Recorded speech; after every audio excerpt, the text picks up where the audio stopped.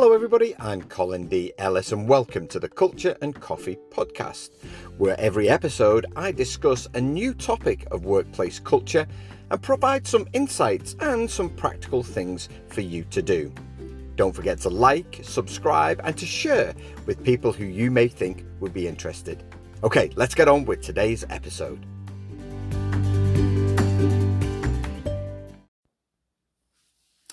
Hello everybody, it's Colin here. Welcome to another Culture and Coffee podcast. I have my Guatemalan coffee ready to go here. I really like the Central American coffees, Guatemala and Costa Rica, particular favourites.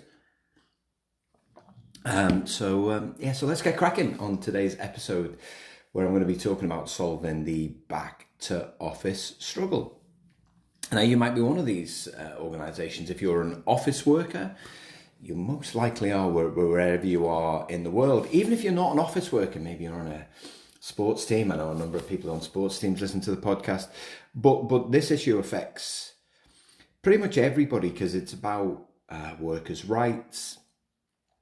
It's really about the future of work. So even if you may not be affected right now, you more likely be affected in the future. Indeed. In Australia, where I am at the minute, the Prime Minister was talking about it last week. They're investigating whether to change what we call a standard employment agreement here. But kind of dumbing it down here a little bit, but a standard employment agreement is something that we create in every country largely for government unionised workers. And they're talking about changing it to build in the opportunity to work remotely, to work away from the office. And it's a conundrum. It's a real conundrum because for the most part, leaders are really stuck between a rock and a hard place. Certainly a lot of the things that I hear are from senior people. We can't get people back into the office. Productivity is slipping. Our trust is really low. People are throwing sickies on nice days. That's what I heard. Although I did read a statistic that the number of rounds of golf in an afternoon on a Thursday randomly has gone up at like 80% or something like that in America. So there's some fair few challenges out there at the minute with regards to kind of solving this issue, but it's a conundrum for leaders because most people in leadership positions right now grew up working kind of 9 to 5 in an office, and that's what they know.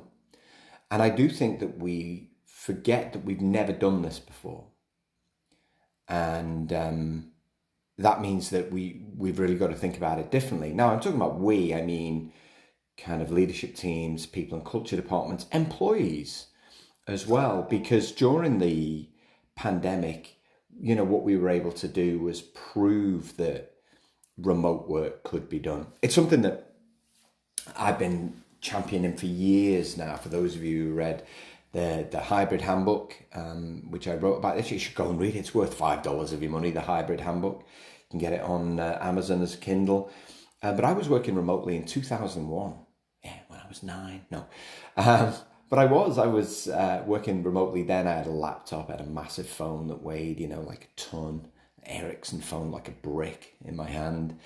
But what made the difference? I was talking about this last week, was the fact that we were trusted. We didn't have a permanent office space. We had a base that we could use, but we were trusted to do the right thing.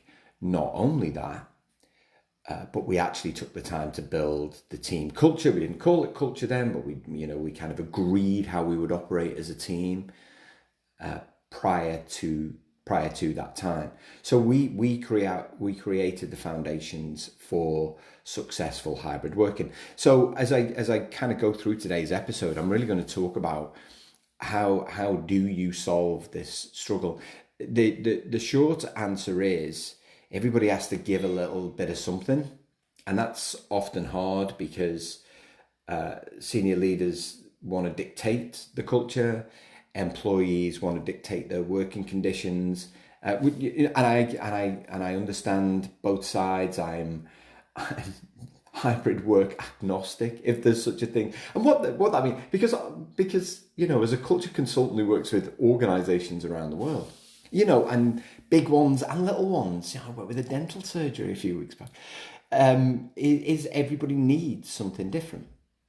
And I think that's where you have to start with this, is that kind of what is it that the organization needs? What does it need to deliver its services? What does it need to produce its products? And then crucially, what does it need to do to keep people connected to each other? Now, there are some organizations that are kind of remote only, remote first. And those organizations have to work extra hard to maintain a real strong working culture. And yet some of them are highly productive. I've talked before on the podcast about a company called Zapier. They're a remote first company. Many other tech companies are going remote first. Now, the tech companies are often in the news, they're often in the media going, everybody should be remote first. I mean, they have a privileged position, the tech companies, but they also have to recognize, because they're usually run by billionaire bros, right? But they recognize that they have to fight for talent. So they have to be ahead of the game when it comes to creating a modern workplace, modern working conditions. They also have the benefit of the fact that they've got good technology. They have a lot of money, so it's easier to do. I was joking on stage a couple of weeks ago. The very few of the billionaire tech companies need to call the police to remove union staff who won't work, which happened to one of my clients a couple of weeks ago. But having said that, they work extra hard on culture. Marissa Mayer is the ex-CEO of Yahoo, just last week said, I think it's really hard to join an organization that's fully remote because the notion of culture gets lost. And that's true to a point. Yeah, it does. But only if you stop working on it. I think traditionally organizations haven't worked on the culture. I think there's a recognition now that culture is important. I wrote an article last week about kind of the results for CEO, who really focused on driving performance, really focused on, well, what's the result that we need to get at the end of this?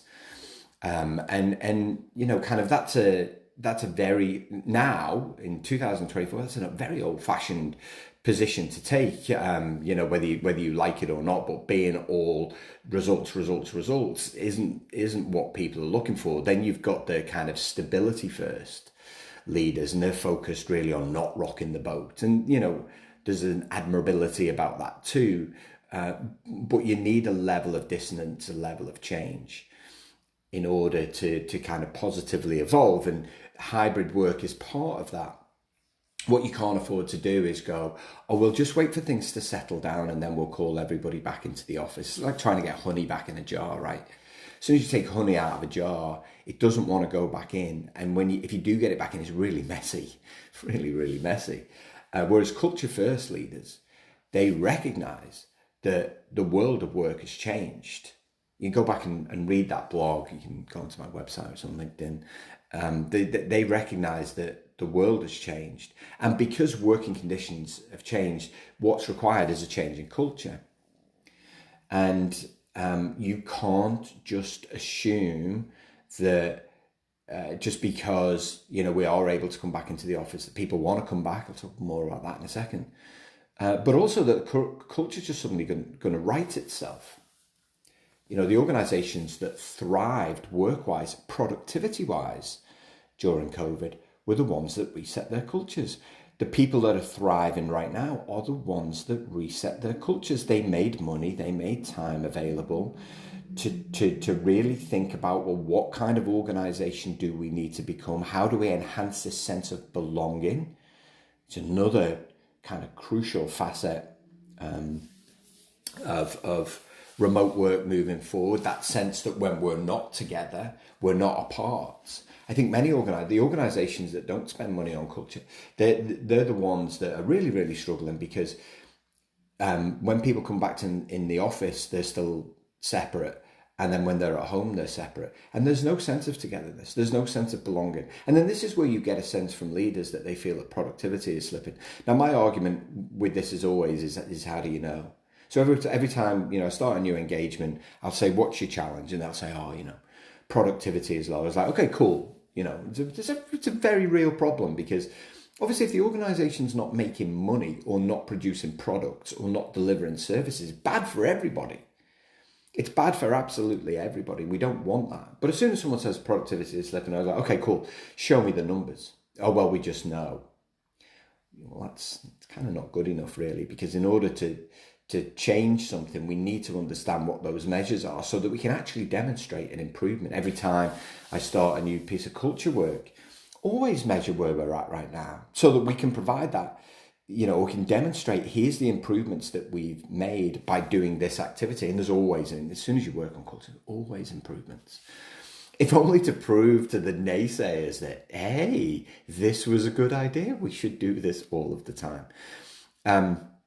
But whatever the goal is, increasing engagement, increasing productivity, increasing sales, increasing psychological safety, all of these things, it's crucially important that we measure them. But then we work together as a group of humans to actually redefine the culture that we need to successfully work together in this post-pandemic kind of hybrid work, whatever hybrid means to you. Very, very briefly. So again, I talk about this in the hybrid handbook. So when we say hybrid, very few organizations are doing true hybrid. The tech companies are doing it because they're really well set up to do it. And you know what?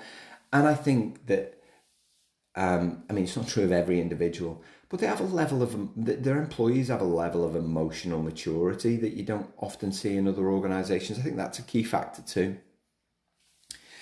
So hybrid is where the team works together to recognize the work that needs to be done, and then they decide where they need to do it. It's a high trust environment is where the team gets to decide where they're going to work. That's true hybrid. And that's, for me, that's the panacea for most organizations, is to get to the point where you trust your employees so much that they decide where they want to work. I was speaking to someone recently and he said, the problem with many organizations is that they hire adults, but they treat them like kids. And I understand that viewpoint. I don't think it's 100% true. But I do understand that point of view. Remote is where everybody's just kind of working in different places. There's no real kind of commonality. Distributed teams at Atlassian software company in Sydney, they talk about a lot about distributed teams, which I really like. Essentially, it's teams with the access to the same tools who work in different locations. And so, organizations have kind of got a mix of this, in office, out of office. Organizations are coming up with names for it now because they think that's a good idea. Flex with purpose, work your way. You're omni-connected. That was one of them. Terrible. Flexibility with intentionality. Like, employees don't care. What employees care about most of all is there's no one who wants to do a bad job. Everyone wants to do a good job. They want to get paid well for the job that they do. They want to see a career path. They want to be able to save money to go on holiday. I'm an optimistic realist. Most people work so that they can do the things that they love, right? But they want to be involved in that decision-making process. It's like going on a journey. You always enjoy the journey more if you've had a say in where you're going and what you're doing and when you're stopping and all of those kinds of so great things. In the research, less than a third of organizations are truly hybrid.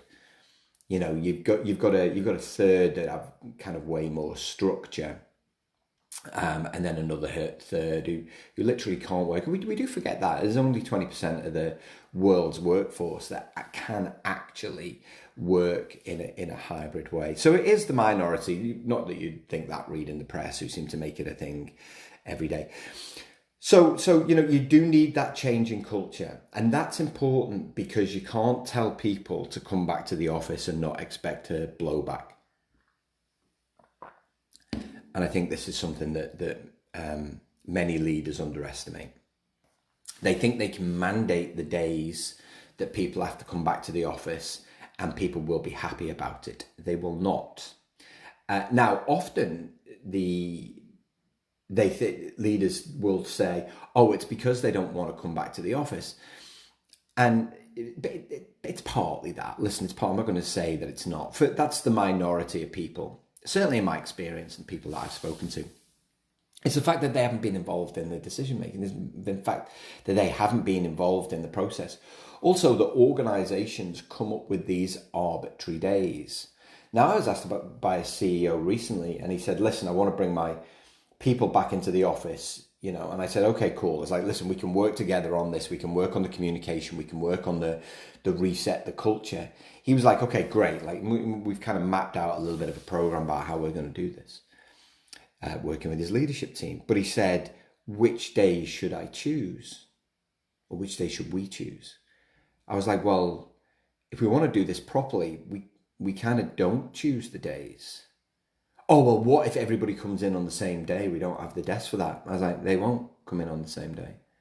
Well, what if they do? I was like, they won't. But what if they do? I was like, well, we could keep going. We could keep doing this for weeks and weeks and weeks, but they won't all come in on the same day. And if they do come in on the same day, how amazing is that going to be?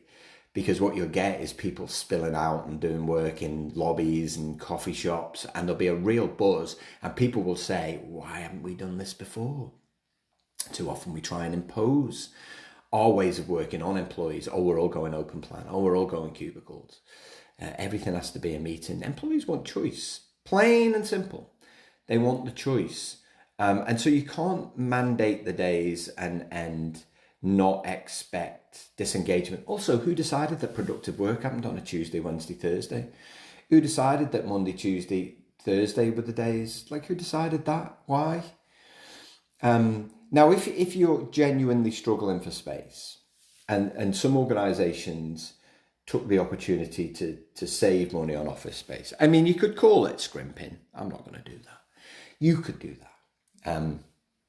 But they took the opportunity to downsize. And I guess I understand to a degree why they would do that, even though at the time, when I started this podcast, I was like, don't downsize your office space just yet, because you don't know what's going to happen. Then maybe you need some form of rota system, but I would still put my trust in managers to do this between themselves, to make sure that you don't have to, because people will still see it as regimented. I know, but Colin, why? People will still see it as regimental. It's you telling people to come back into the office Tuesday, Wednesday, Thursday is no different than you telling them to come back in Monday to Friday, 9 to 5. Trust me, you're still mandating the days and hours in the office, and most people want that choice. However, if you want it, and I've worked with a few organisations who've brought their people back 9 to 5 in the office, you've just got to handle it sensitively. You've got to work with employees. You've got to create little groups. We used to call them employee resource groups. Got to create a little ERG around back to the office. Now, this can't be all managers.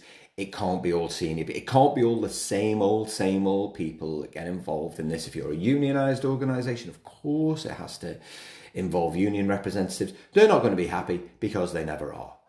As a former union man myself, we just never were happy.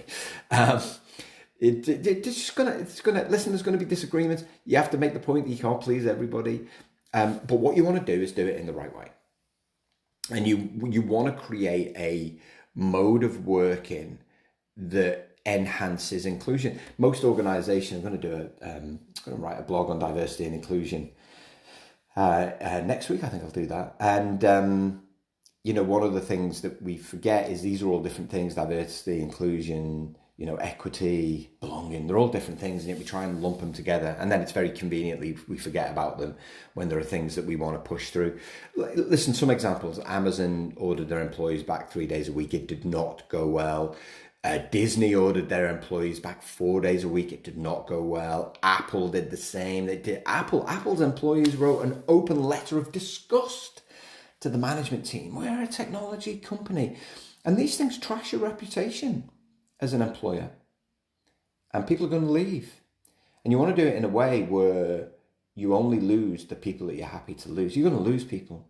If you're moving from a highly flexible model and you're asking people to come back into the office 5 days a week, you're going to lose people. That's all right. As long as they're not the people you want to lose. And see, every now and again, you're going to have to lose those people. But if that's the decision that you've made, and, I'm not judgmental at all about the reasons that people have, then fine, you're gonna lose some people, and that's okay. And then the people that you hire, people who are okay to work in an office. It feels like the opposite of the way that the world is working right now. But if that's your decision, that's your decision. There's still a right way to do it, right? And you can still have a fully in-person culture that is the envy of others. I worked with a local council here in Australia. They brought everybody back post-pandemic because they had a mix of inside and outside staff, and they said it was unfair on the outside staff. They had a program where they introduced greater flexibility, which should always have been a thing, but pandemic enhanced that. They changed the kind of rules and inverted commas around that. And they brought everybody back full time, and everybody knew that. And if you needed increased flexibility in a week, it was very much a management call. And they did it to make sure that, that it was managed in a way that people didn't take the mick, and take advantage. Take the mick is very scousing. Take the mick, lads. They did it in a way they didn't take the mick, didn't take advantage of it, and so that there was equity, and it worked really, really well, really, really well. And then the other thing that they did, and I know because I was part of it, is that we retrain managers. And that's the third point that I want to make. The first point is that a change in working conditions requires a change of culture, a deliberate change in culture. And don't be put off. It can be done. Please don't put it in the too hard basket. For years, leaders have been saying changing culture is too hard. It's really not. It's really not. If you need some help, let me know. I'll give you some pointers. I do these free blueprint calls where I, kind of lay out a bit of a plan. No obligation. You can take it away, do what you want with it. I mean, better if you bring me in, but you can take it away and do what you want with it. It's really not as hard as people make it out to be. It just takes a bit of time, a bit of money, a bit of dedication. The second thing is mandating people to come back on specific days. It's going to generate disengagement. And so, if you've done number one, it definitely helps. But by creating those little groups to really help you understand, well, what are the things that we need to work on? What are those elements of our office that we need to change? How do we need to communicate it? How do we need to stagger it? What rotas, if any, do we need? If you do that as an employee group rather than as a senior leadership team, and this is where people and culture, really step into the second part of their name there. They really step into that role, and they become the leaders of this new, refreshed, revived culture. But then a third thing of that, the third part is for organizations to really double down on providing managers with a set of skills fit for 2024 when I'm recording this and beyond. For too often, organizations have wasted, hundreds of thousands, billions of dollars on kind of leadership development program. There's a really interesting piece of research that's just come out of MIT Sloan about leadership development and how it's failing organizations. It's focused more on positive reaction to the program that they produce rather than providing people with the practical skills. And this is often why cultures stagnate, is managers don't have the skills to build it in the first place, don't have the skills to maintain it, they don't have the skills to address it when it becomes toxic, and consequently it doesn't get worse. And so managers need a new set of skills, because the skills that they have, if they have them in the first place, are redundant. So they need to be good at setting expectations. They need to be good at having difficult conversations. They need to be great at communication. They need to be great at negotiation. They need to be great at building trust. All of these things, they're deliberate about all of these things. They need to be great at building vibrant subcultures, vibrant teams. It's a skill that centers around the 6 pillars of culture. What's our vision or purpose? What's our set of values, and how do we practice those on a day-to-day basis? How do we build relationships between people? One of the key elements of hybrid working culture is maintaining relationships between people. How do we make sure that we behave well when we're interacting digitally as well as in person? How do we collaborate? How do we use the technology? How do we use the tools? What are our negotiables? What are our non-negotiables? And then how do we make time for innovation? How do we use the data? How are we creative, again, when we're virtual and when we're in person? We need to provide managers with the skill sets on how to do all of these things. It takes 2 days, and then they're set. They're set for the next 18 months until those skills need a little bit of a refresher.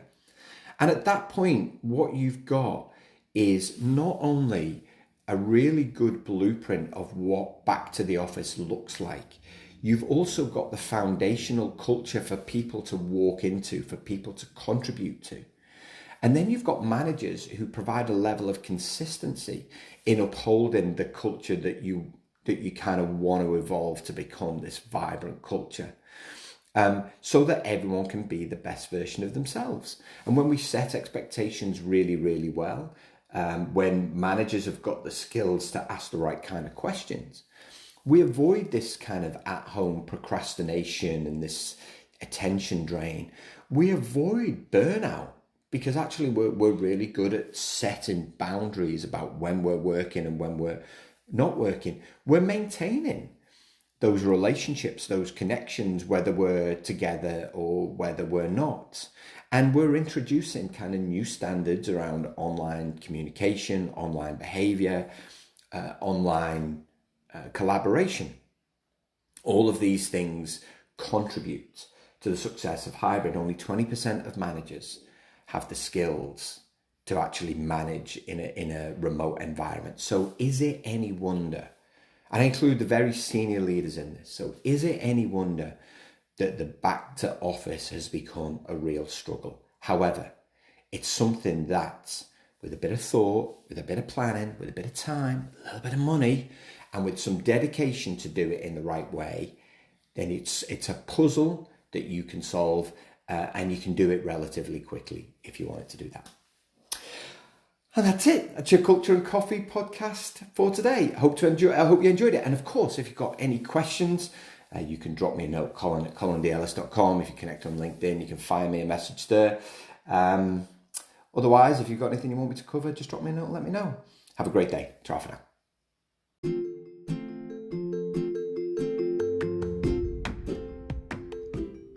Thanks for listening to today's podcast. If you'd like to find out more about how I can help you transform the culture of your team, head to my website at www.colindallis.com.